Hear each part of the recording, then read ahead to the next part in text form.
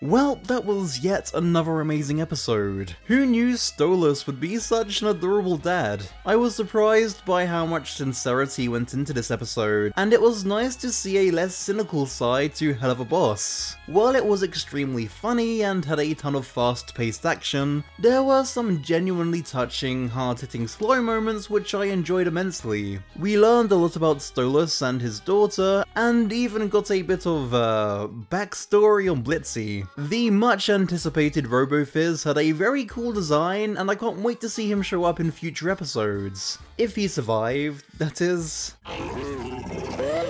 Someone's salty! There was a lot to unpack, especially in regards to the owl demons. As such, this video will be focusing on them specifically, and what we learned about them in the episode. Before I begin, please consider subscribing. I make discussion videos about cartoon shows such as analysis videos like this one, reviews, and much more, which you can check out on my channel page. With that out of the way, let's talk about episode 2, Loo Loo Land. Loo Loo Land?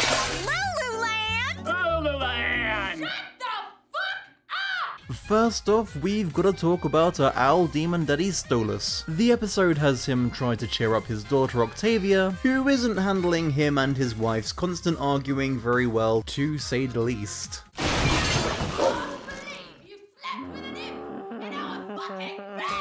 To make up for it, he takes her to Loo Loo Land, the theme park which she loves. Sorry, did I say loves? I meant loved. Several years ago, as an owlet. Stolas treating Octavia like he did when she was a child, despite the change in family dynamics over the years, reminds me of a certain other angsty teen and her messy evil dad. You were a substandard dad, but the only one I had. After finally realizing a day out at a theme park is no longer what she wants, and after actually listening to her problems, he finally gets the message, taking her to Stylish Occult to buy some weird taxidermy, as all good parents should. So it's pretty clear that Stolas' life is in shambles. He's lost the respect of his daughter, his marriage is well past its expiration date, and the main thing on his mind right now is fucking some weird red dickhead. With that being said, he actually is a genuinely loving father, and I'd really like to see him step up to the plate as one for Octavia. It looks like back in the day he was a really good dad. I was really fond of seeing this new fatherly side to him. I thought he was very likable and sympathetic in this episode, and it's pretty clear he has good intentions despite being extremely misguided in the way he goes about them. He's sweet, for a sex pervert. Why, hello, my big-dicked Blitzy.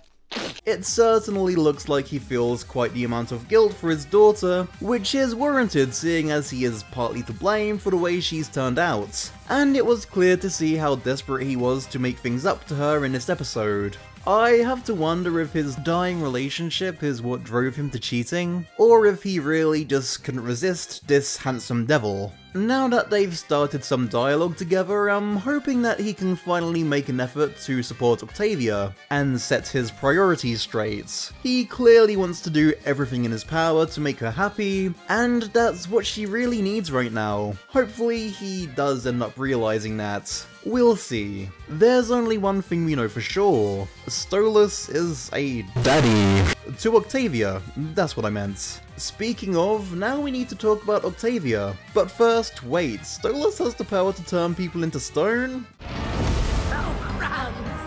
I've been very excited to finally meet Octavia, and I definitely wasn't disappointed by what we got. Stolas having a gothy teen daughter isn't exactly what I'd have expected, but it does kind of work. We learned a lot of interesting things about her and got a good idea of what her whole deal is. It's clear that the state of her parents' relationship has messed her up quite a bit, which is only natural given with what we saw. Their arguments sound traumatic. It's a shame, as it looks like she had a somewhat decent early upbringing, although there does seem to be a bit of tension rearing its head even in those early days. You get up.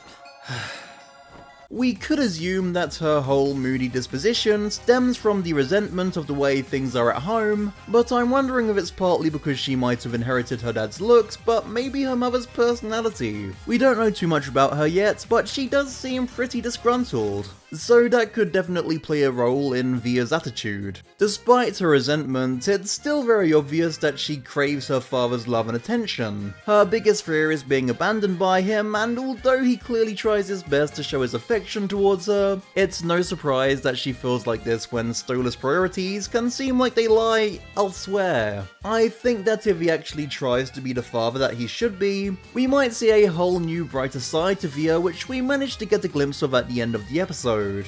Thanks so much for watching, I love this episode and I can't wait to see the next one.